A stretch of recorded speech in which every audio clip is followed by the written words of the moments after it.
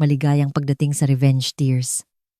Ako si Carmela, at ito ang kwento ng ika-81 kaarawan ng aking lolo. Isang kaarawan na 2 tao lang ang nag-celebrate, pero naging dahilan ng pagbabago ng buong pamilya namin. Sa isang tahimik na ancestral house sa Antipolo, habang ang buong angkan ay nasa isang mamahaling bar, ako lang ang tanging nagdala ng cake para sa kanya. At kinaumagahan, nagbago ang ihip ng hangin. Nakaupo si Lolo Nanding sa kanyang lumang tumba-tumba. Napangiti nang makita ako pero nanginginig ang mga kamay niya habang sinusubukang hiwain ang unang slice ng cake. Sa mesa sa tabi ng kanyang kape, nakahilera ang mga bote ng gamot para sa high blood at puso. Isang tahimik na paalala na hindi maganda ang kanyang kalagayan. Walang ibang dumating. Wala ang papa ko, wala ang madrasta kong si Tita Lorna, wala ang nakababata kong kapatid na si Tristan, at wala rin si Tita Becky. Nasa grand opening silang lahat ng bagong bar ng kaibigan ni Tita Lorna sa BGC. Nung tinawagan ko sila para ipaalala, si Tita Lorna ang sumagot, rinig na rinig ang tawanan at malakas na tugtog sa background. Birthday lang naman ng matanda, yan at masama naman ang pakiramdam niya, di ba? Sabi niya. Ano bang problema? Busy kami dito. Sumigaw pa si Tristan tungkol sa libreng alak bago naputol ang tawag. Binaba ko ang telepono at tumabi kay Lolo Nanding. Tumingin siya sa akin gamit ang kanyang malalamlam na mga mata. Salamat sa pagpunta, Mela. Ang presensya mo ang pinakamahalaga. Sinindihan namin ang mga kandila at hinipan niya ito ng mahina. Tahimik ang buong bahay. Kaming dalawa lang ang pinagsasaluhan ang maliit na cake. Hindi niya alam ang sinabi ni Tita Lorna at hindi ko na rin sinabi sa kanya. Kinabukasan, nagbago ang lahat. Kung naramdaman mo na ring isang tabi ng sarili mong pamilya o ikaw lang ang tanging sumipot para sa taong nangangailangan sa'yo, pindutin ang like button, mag-subscribe sa channel, at i-on ang notification bell para hindi mo ma-miss ang mga kwentong gaya nito. Salamat sa pakikinig. Ang sumunod na araw ay nagsimula sa walang tigil na pag-vibrate ng cellphone ko. Sunod-sunod ang notification mula sa Instagram at Facebook. Bawat isa ay humahatak sa akin pabalik sa nangyari kagabi. Binuksan ko pa rin ito. Nag-post si Papa ng group photo mula sa bar opening. Siya, si Tita Lorna, Tristan, at Tita Becky, lahat nakangiti sa ilalim ng neon lights. Habang nakataas ang mga baso ng alak, ang caption ay, Great Night, kasama ang pamilya sa bagong tambayan. Cheers to new beginnings. Nirepost ito ni Tita Lorna na may kasamang maraming heart emojis at tinag ang mga amiga niya. Best girls night turned family night ever. Living our best lives. Ang story naman ni Tristan ay slow motion video ng pagsasayaw niya na may caption na party mode on. Nag-comment pa si Tita Becky sa post ni Tita Lorna. Sana nakapag-stay pa ako ng matagal. Tinitigan ko ang screen hanggang sa lumabo ang mga litrato sa paningin ko. Mukha silang masaya, walang inaalala. Parang hindi nangyari ang kaarawan na pinalipas ko ng mag-isa kasama si Lolo Nanding. Walang pagbanggit sa kanya, walang konsensya, puro lang ilaw, musika, at isa na namang perpektong gabi para sa kanila. Noong nagdablima ako, nangako si Papa ng family dinner sa paborito kong steakhouse. Pero nang umagang iyon, inanunsyo ni Tita Lorna na isasama niya si Tristan manood ng bagong superhero movie. Ilang linggo na niyang hinihintay to. Sabi niya na parang hindi mahalaga ang birthday ko. Nagkibit-balikat lang si Papa at sumang-ayon. Ang ending, kumain ako ng takeout na pizza mag-isa habang si Lolo Nanding ay nagpunta may dalang maliit na regalo at sinamahan ako hanggang gabi. Laging sinisigurado ni Tita Lorna na may bagong rubber shoes si Tristan bawat season. Siya ang laging nasa front seat ng kotse. Siya ang may extra allowance. Pero iba ang sakit nang makita ko ang mga post na yon matapos ang birthday ni Lolo. Hindi lang nila pinalampas ang isang araw. Pinili nila ang party kaysa sa kanya nang walang pag-aalinlangan. At ako lang ang nakapansin. Kinuha ko ang susi ng kotse at dumiretso sa bahay ni Lolo. Ang 20 minutong biyahe sa tahimik na kalsada ng Antipolo ay parang napakatagal. Pagpasok ko, nakaupo siya sa mesa sa kusina na may tambak ng mga hindi pa nabubuksang sulat. Isang sobre ang umagaw ng atensyon ko, isang notice of disconnection mula sa Meralco. Kitang-kita ang pulang tatak na past due. Bahagyang nanginginig ang kamay ni Lolo nang itabi niya ito. Mela, ang aga mo, sabi niya, pilit na ngumingiti. Akala ko may klase ka. Nag-skip ako, Lo. Gusto kitang kamustahin. Tumango siya. Hindi na nakipagtalo. Naupo kami habang nagtitimpla ako ng tsaa. Nabanggit niya ng pahapyaw. Nabisi ang mga anak niya sa kani-kanilang buhay, trabaho, kaibigan, o kung anuman ang pinagkakaabalahan nila. Marami silang inaasikaso. Mahina niyang sabi. Naiintindihan ko. Hindi ko na siya pinilit. Sa halip, mas dinalas ko ang pagbisita 3. Minsan, 4 na beses sa isang linggo. Nagluluto ako ng simpleng lugaw o sabaw na madali niyang kainin. Pinupunasan ko ang mga mesa. Inaalalayan siyang maglakad-lakad sa bakuran kapag maganda ang sikat ng araw. Bawat dalaw, may napapansin akong maliliit na bagay. Ang pagbagal ng kilos niya, ang pagkalimot niyang uminom ng gamot hanggat hindi ko ipinapaalala, at ang lamig sa loob ng bahay dahil tinitipid niya ang kuryente. Isang hapon, habang nagtutupi ako ng labahan sa sala, pinanood niya ako ng matagal. Ikaw na lang ang pumupunta dito, Mela. Malambing niyang sabi. Ikaw na lang ang naglalaan ng oras. Tumigil ako sa pagtupi. Hawak ang isang tuwalya. Hindi ako aalis, Lolo. Tumingin siya sa kanyang kandungan, tapos balik sa akin. May gusto akong gawin para sa'yo. Isang bagay na totoo bago mahuli ang lahat. Nanikip ang dibdib ko. Binaba ko ang tuwalya. Siguro dapat nating tingnan ang mga papeles mo, Lo. Siguraduhin nating maayos ang lahat ayon sa gusto mo.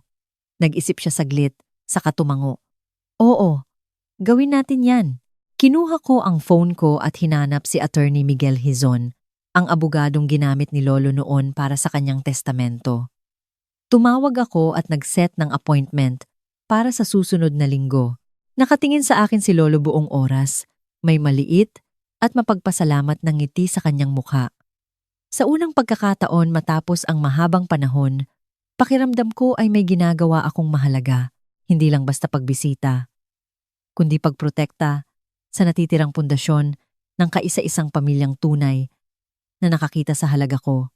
Ilang araw ang lumipas. Dumating ako sa bahay ni Lolo nang mas maaga kaysa sa nakasanayan.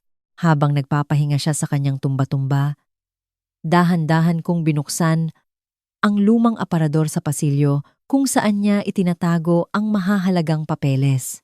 Ito rin ang drawer na tinuro niya noon nang pag-usapan ang kanyang huling habilin. Sa loob, may mga folder na may maayos na sulat kamay na label. Dante Business, Becky House, Medical. Kinuha ko ang una. Isang kasulatan ng pautang mula 8 taon na. Ang nakakaraan nagpapakita na nagpahiram si Lolo kay Papa ng 2.5 milyong piso para magsimula ng contracting company. Nalugi ang negosyo matapos ang 2 taon at hindi kailanman nabayaran ng utang. Isang papel pa ang naglilista ng mga hulog na binayaran ni Lolo buwan-buwan para sa kanya. Sa folder naman ni Tita Becky, nakita ko ang mga resibo para sa pagpapaayos ng bubong matapos ang isang malakas na bagyo. 6 na taon na ang nakaraan, halos 1.5 milyong piso ang sinagot ni Lolo nang walang pagdadalawang isip.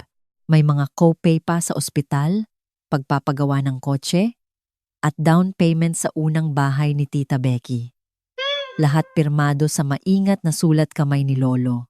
Dala ko ang mga folder sa sala. Tumingala si Lolo mula sa kanyang libro. Nagulat. Ano yang mga yan, Mela? Tumabi ako sa kanya at inilatag ang mga papel sa center table. Ito yung mga tulong na binigay mo kay Papa at Tita Becky. Mga pautang, pagpapaayos, lahat ng tulong. Nakita ko habang hinahanap ang current documents mo. Inayos niya ang kanyang salamin at tinignan ang nasa ibabaw. Oo, tama yan. Pinahiram ko ang papa mo ng puhunan para makapagsimula. Akala ko makakatulong yon para makatayo siya sa sarili niyang paa. At yung bubong ni Becky, tinangay ng bagyo. Alangan namang hayaan ko silang tumira sa tumutulong bahay. Bumuntong hininga siya. Dahan-dahang binaba ang papel. Tumulong ako kasi mga anak ko sila. Yun ang ginagawa ng magulang. Pero hindi na sila masyadong nagpapakita ngayon. Siguro nahihiya sila. O baka nasanay na lang silang andyan ako. Kapag may kailangan sila, parang binuhol ang tiyan ko. Lolo, sobra-sobra na ang naibigay mo. At ngayon, natatambak na ang mga bills mo sa gamot at kuryente, hindi ba? Dahan-dahan siyang tumango. Mahal ang gamot sa puso. Pati sa high blood, nag-i-skip ako ng ilang inom para tumagal ang reseta. Sabi ng doktor kailangan kong ituloy. Pero naputol ang sasabihin niya. Nakatingin sa bintana sa labas. Tapos humarap siya sa akin. Mas mahina ang boses pero matatag. Mela, nakikita ko kung paano kanila tratuhin mula pa noong bata ka. Laging inuuna ni Lorna si Tristan bagong sapatos. Laging siya ang bida. Ang mga birthday mo, nakakalimutan habang nakukuha ni Tristan lahat ng gusto niya. Kahit nung kailangan mo ng tulong sa college applications, sabi nila kaya mo na yan mag-isa. At ako?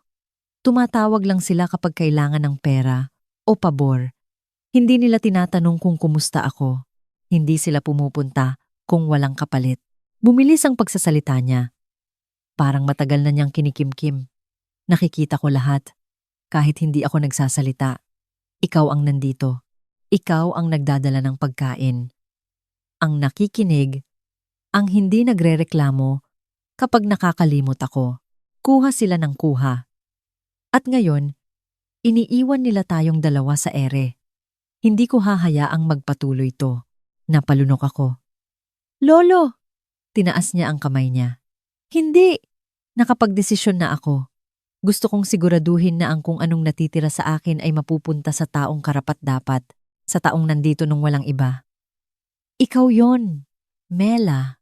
Gusto kong ayusin to para walang makakuha o pag-awayan nila balang araw. Malinaw at desidido ang mga mata niya.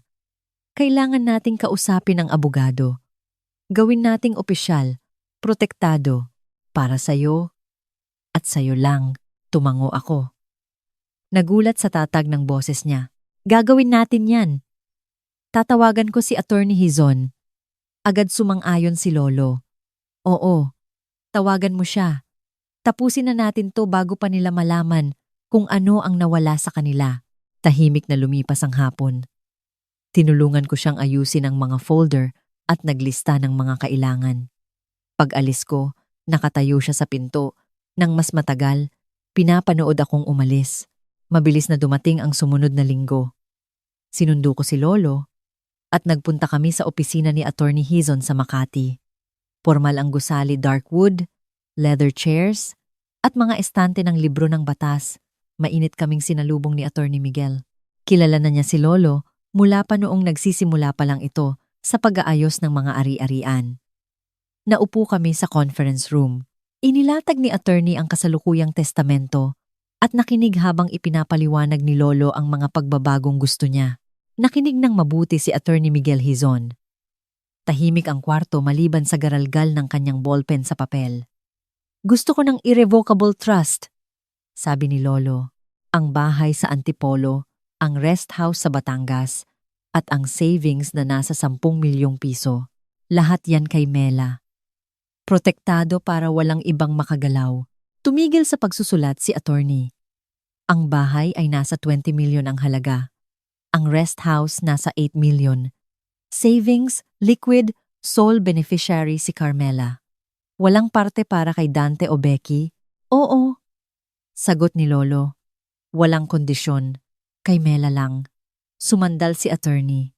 Permanente ito. Ang irrevocable ibig sabihin kapag naisalin na, hindi na mababawi. Mawawala ng legal claim ang mga anak mo. Sigurado ka ba? Tumingin si Lolo ng diretso sa kanya. Ibinigay ko na sa kanila ang lahat. Pera nung humingi sila. Suporta nung kailangan nila. Kinuha nila at tumalikod na. Si Mela ang nanatili. Siya ang nandito linggo-linggo. Siya ang karapat-dapat. Dahan-dahang tumango si Attorney. Naintindihan ko. Iistruktura natin ito na may safeguards allowance para sa pag-aaral, medical o pabahay hanggang mag 25 siya. Tapos full control. Walang pakialam ang pamilya. Gagawin nating matibay. Inisa-isa namin ang detalye. Ipinaliwanag ni attorney ang proseso, ang paglipat ng titulo at bank accounts sa pangalan ng trust. Pinirmahan ni Lolo ang bawat pahina nang walang panginginig. Pumirma ako bilang saksi. Siniguro sa amin ni attorney na magiging handa ang final documents sa loob ng ilang linggo matapos ang notarisasyon at pagpapatala. Pagkatayo namin, huminto si Lolo. Salamat, attorney. Pakiramdam ko ito ang tamang gawin. Ngumiti si attorney. Desisyon niyo po ito, Mr. Santos. Aasikasuhin ko agad ang filing. Sa kotse pa uwi, nakatingin si Lolo sa mga nadadaanan naming bahay. Gumaan ang pakiramdam ko. Mahina niyang sabi. Parang naasikaso ko na rin sa wakas ang mahalaga. Sumulyap ako sa kanya. Naasikaso mo, Lo. Inalagaan mo ang sarili mo? At ako, tinapik niya ang braso ko. Ikaw ang unang nag-alaga sa akin. Naging payapa ang mga sumunod na linggo. Tuloy ang dalaw ko tuwing makalawa. Mas madalas magkwento si Lolo tungkol sa rest house sa Batangas na ilang taon na niyang hindi nabibisita at ang hardin na dati niyang inaayos. Dumating ang mga dokumento ng trust sa pamamagitan ng courier, makapal na sobre, may mga opisyal na selyo. Rinelview niya ito isang gabi habang naghahain ako ng hapunan. Pinirmahan niya ang huling mga pahina. At dinala ko pabalik sa opisina ni attorney para sa final filing. Tapos na ang lahat. Ang bahay, ang rest house, ang ipon lahat, protektado sa trust sa ilalim ng pangalan ko. Hindi na pwedeng magbago ang isip ni Lolo kahit gusto niya. Pero hindi niya kailanman nabanggit na pinagsisisihan niya ito. Tapos, ipinadala na ang mga sulat. Nagpadala si attorney ng formal na abiso kay Papa at Tita Becky tungkol sa pagbabago sa estate plan. Walang detalye, basta ang katotohanan na hindi na sila mga tagapagmana. Isang linggo ang lumipas. Nagsimula ang mga tawag. Una si Papa, tapos si Tita Lorna, tapos si Tita Becky. Hindi nila tinanong kung kumusta si Lolo. Ang tanong nila ay, bakit? At sinabi nilang pupunta sila. Alam ko na ang susunod, sabay-sabay silang dumating isang Sabado ng hapon. Sunod-sunod na pumarada ang mga sasakyan sa tapat ng bahay ni Lolo. SUV ni Papa, kasama si Tita Lorna sa passenger seat at si Tristan sa likod. Sedan naman ni Tita Becky ang nakabuntot. Pinanood ko sila mula sa bintana, seryoso ang mga mukha. Walang ngiti. Nasa tumba-tumba si Lolo nang mag-doorbell sila. Binuksan ko ang pinto. Pumasok sila nang hindi naghihintay ng imbitasyon. Nangunguna si Papa. Nakadikit si Tita Lorna, si Tristan na parang naiilang, at si Tita Becky na nakahalukip-kip. Unang nagsalita si Papa. Mababa pero matalim ang boses. Natanggap namin ang sulat galing sa abogado. Anong nangyayari, Tay? Hindi gumalaw si Lolo sa upuan niya. Tinitigan lang niya sila ng kalmado. Tumayo ako sa tabi niya. Humakbang palapit si Tita Lorna. Kalokohan to. Hindi mo kami pwedeng basta tanggalin ng ganito. Ako ang sumagot bago pa makapagsalita si Lolo. Hindi niya kayo tinanggal. Kayo ang nagtanggal sa sarili niyo noong pinili niyo ang bar opening kaysa sa birthday niya. Nagngit-ngit ang panga ni Papa. Isang gabi lang yun. Busy kami. Pinalalabas mo bang pinabayaan namin siya? Pinabayaan niyo siya. Sagot ko. 81st birthday niya yon. Naghintay siya buong araw. Ako lang ang dumating. Kayo nasa party, nagtatawanan, nagpo-post ng litrato. Wala man lang ni isa sa inyo ang tumawag para bumate. Umikot ang mata ni Tita Becky. Dadalaw naman kami dapat nung sumunod na linggo. May mga nangyayari. Busy ang buhay. Busy? Inulit ko. Yan ang lagi niyong sinasabi. Pero hindi kayo busy nung kinukuha niyo ang pera niya sa loob ng maraming taon. Papa, humiram ka ng 2.5 million para sa negosyong nalugi at hindi mo na binayaran. Tita Becky, Siya ang nagbayad ng 1.5 million para sa bubong mo, hospital bills, paggawa ng sasakyan. Sinagot niya lahat.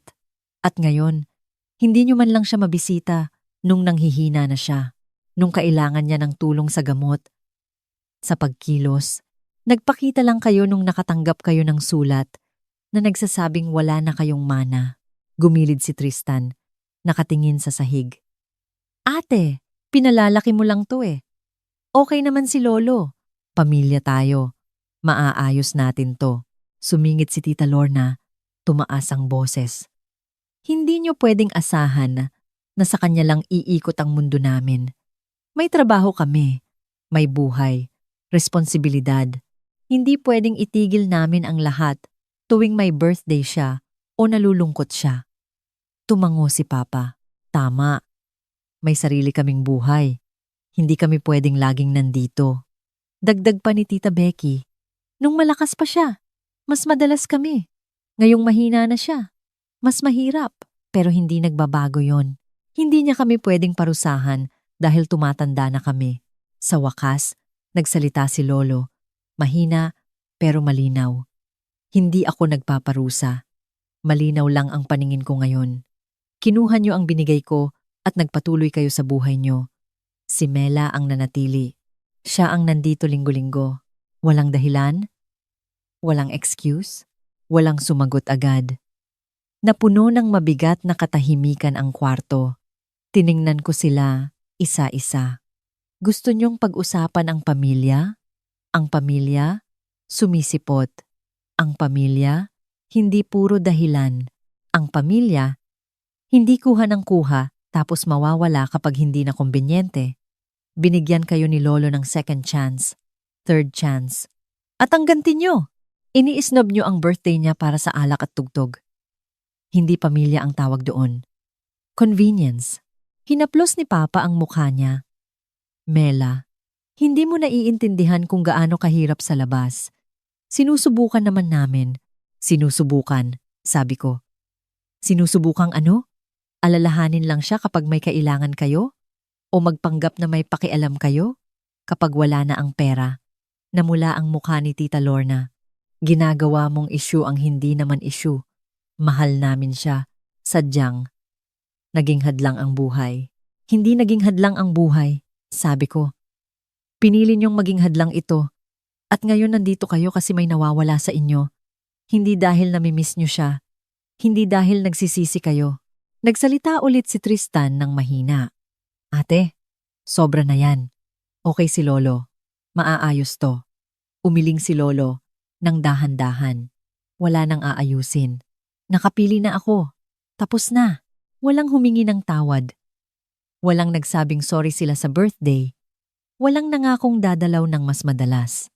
Nakatayo lang sila doon na iilang, galit, depensibo. Tumingin si Papa kay Lolo. Talagang gagawin mo to? Tatanggalan mo kami ng lahat? Sinalubong ni Lolo ang tingin ng anak niya. Hindi ko kayo tinanggalan. Matagal na kayong umalis. Ginagawa ko lang opisyal. Bumuntong hininga ng malakas si Tita Lorna. Magkakaproblema ito. Alam mo yan. Hindi natinag si Lolo. Problemang kayo ang gumawa. Hindi ako. Umalis din sila agad. Walang yakap, walang paalam, puro lang yabag ng paa sa balkonahe, kalabog ng pinto ng kotse, tunog ng makina. Tahimik na ulit ang bahay. Pagkatapos ng araw na iyon, nagsimulang lumabas ang mga epekto. Unang naibenta ni Papa ang sarili niyang rest house, iba pa ito sa kay Lolo. Nilista niya ito online sa loob ng 1 buwan. Sinabi niya kay Lolo sa telepono na dahil daw sa unexpected expenses, pero alam naming dalawa ang totoo. Si Lolo ang nagbabayad ng property taxes at maintenance noon para kay Papa.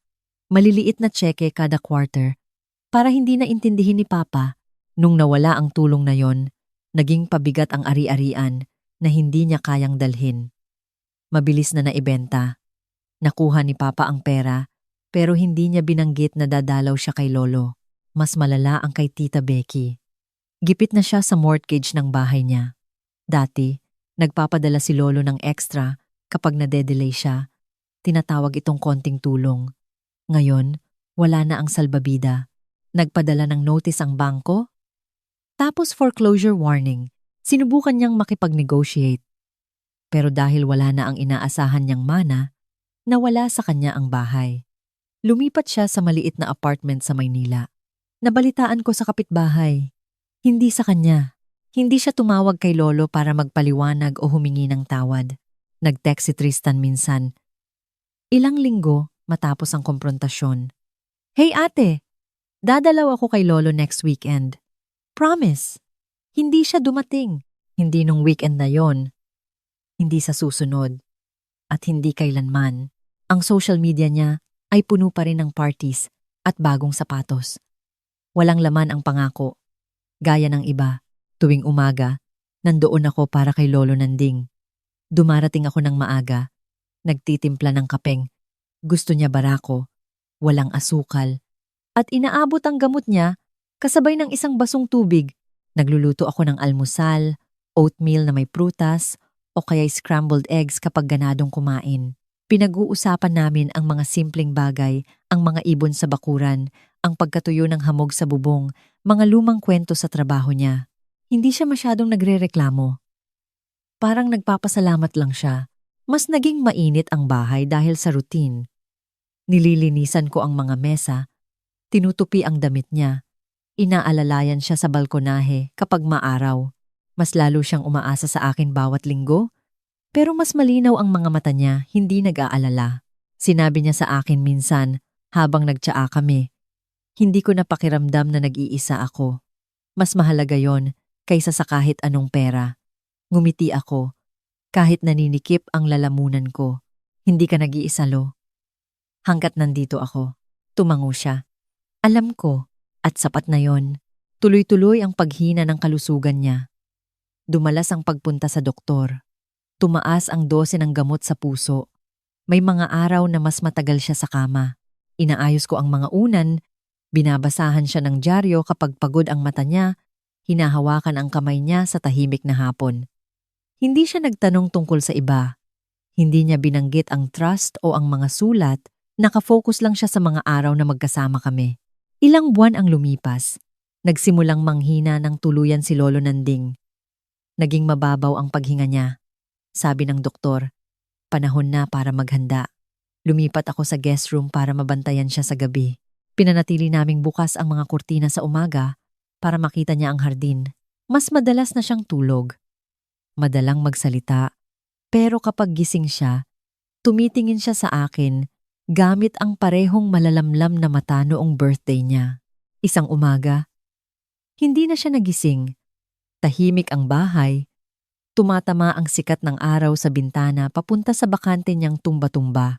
Pumanaw siya ng mapayapa sa bahay, ayon sa gusto niya tahimik, at kasama ang taong nanatili. Ang mga araw matapos mawala si Lolo Nanding ay tahimik sa paraang hindi ko inaasahan. Hindi pakiramdam na walang laman ang bahay. Parang naghihintay lang ito sa kung anong gagawin ko. Inayos ko ang lahat mag-isa. Maliit na seremonya sa lokal na kapilya, ilang kapitbahay lang na nakakakilala sa kanya ng ilang dekada. Walang malaking pulutong, walang talumpati, puro lang mga taong totoong sumipot. Sa mga sumunod na linggo, nakita ko ang sulat na nakaipit sa sobre kasama ang kanyang huling habilin. Sulat kamay ito sa yellow pad na ginagamit niya sa listahan ng grocery. Simple lang ang mga salita, pero tumagos sa puso ko. Mela, hindi mo ako binigyan ng pera. Binigyan mo ako ng oras. Mas mahalaga yon kaysa sa kahit anong naipon ko. Ang bahay, ang rest house, ang account sa'yo na yan. Tirhan mo, gamitin mo. Angkinin mo. Huwag mong hayaang sabihin nilang mali na itago mo ang pinaghirapan mo sa pamamagitan ng pananatili sa tabi ko. 2 beses ko itong binasa habang nakaupo sa mesa sa kusina kung saan kami nag-aagahan. Tumulo ang luha ko, pero hindi mabigat para itong paglaya. Tinupi ko ang sulat at nilagay sa bulsa ko. Nanatili yon doon ng ilang buwan. Naging opisyal na sa akin ang pamana. Ang bahay sa Antipolo ay nalipat sa pangalan ko. Ang rest house sa Batangas. Maliit na bahay kubo na may tanawin ng dagat ay akin na rin. Ang savings account na nasa 10 milyong piso ay nanatiling hindi nagalaw. Hindi ako nagmadaling gastusin. Gusto ko munang damdamin. Nagsimula akong mag-ayos sa bahay. Ang hagdan sa balkonahe na balak ayusin ni Lolo pero hindi na nagawa ni liha ko at pininturahan. Ang mga paso sa hardin na tinataniman niya ng kamatis at herbal tinanggalan ko ng damo. Binungkal ang lupa at tinaniman ng mga bagong binhi nung tagsibol. Ginugol ko ang mga umaga sa pagdidilig. Hinihintay ang pag-usbong ng mga dahon. Sa gabi nakaupo ako sa balkonahe kung saan siya laging nakaupo. May hawak na kape. Nakikinig sa tahimik na tunog ng subdivision. Hindi ako nakipag-ugnayan sa pamilya. Kahit minsan. Nagpadala si Papa ng ilang mensahe pagkatapos ng libing. Dapat nating pag-usapan to. Sinubukan ni Tita Lorna na tumawag minsan. Matigas ang boses. Nag-email si Tita Becky ng mahabang talata tungkol sa obligasyon sa pamilya. Hindi sumulat si Tristan. Hindi ko sila nireplyan. Ang mga salita nila ay parang ingay mula sa ibang buhay. Binura ko ang mga thread. Blinak ang mga numero. Ang katahimikan ay hindi dahil sa galit. Ito ay kapayapaan. Naging maayos ang ritmo ng buhay ko. Nagtrabaho ako mula sa bahay. Freelance design jobs na nagpahintulot sa aking manatili dito. Naglalakad ako sa block tuwing hapon. Parehong daan na nilalakaran namin ni Lolo. Kumakaway ang mga kapitbahay, nagtatanong kung kumusta ako. Isang umaga, malamig ang hangin. Nagsuot ako ng jacket. Kinuha ang pandiligmas dahil sa nakasanayan kaysa kailangan at lumabas sa hardin. Tahimik ang paligid. Binuhusan ko ng tubig ang ugat ng rosas na tinanim ni Lolo ilang taon na ang nakaraan. Nakaligtas ito sa init at lamig, matibay at tahimik. Habang nakatayo ako doon, pinapanood ang pagpatak ng tubig, naisip ko ang lahat ng nangyari. Ang pamilya ay hindi tungkol sa dugo, pera o obligasyon. Ito ay tungkol sa presensya. Ang pagsipot kapag mahirap, kapag abala, kapag walang ibang gumagawa. Hindi kailangan ni Lolo ng grand gestures o mamahaling regalo, kailangan niya ng taong mananatili. Ibinigay ko yun sa kanya at ibinigay niya sa akin ang lahat bilang ganti. May natutunan din ako. Huwag hayaang itulak ng convenience ang mga tao palayo. Huwag ipagpalit ang oras kasama ang mga mahalaga para sa party, trabaho o mga dahilan. Tumatanda ang mga tao, humihina, nangangailangan ng tulong. At kung wala ka doon kapag nangyari yon, mawawalan ka ng pagkakataong maging bahagi ng isang bagay na totoo. Mawawala sila sa'yo. At mawawalan ka rin ng parte ng sarili mo. Natapos akong magdilig ng rosas at tumingala sa langit. Tahimik ang hardin. Ang bahay sa likuran ko ay akin. At sa unang pagkakataon sa mahabang panahon, naramdaman ko ang lubos na kapayapaan. Kung nakikinig ka sa kwentong ito, tumigil ka sandali. Isipin mo kung sino ang nandiyan para sa'yo nung walang iba. Isipin mo kung kanino ka nandoon. At kung may naghihintay sa pagdating mo, huwag ka nang maghintay. Puntahan mo na. Dahil oras lang ang tanging bagay na talagang mahalaga. At kapag nawala na ito, walang halaga ng pera o sorry ang makakapagbalik dito.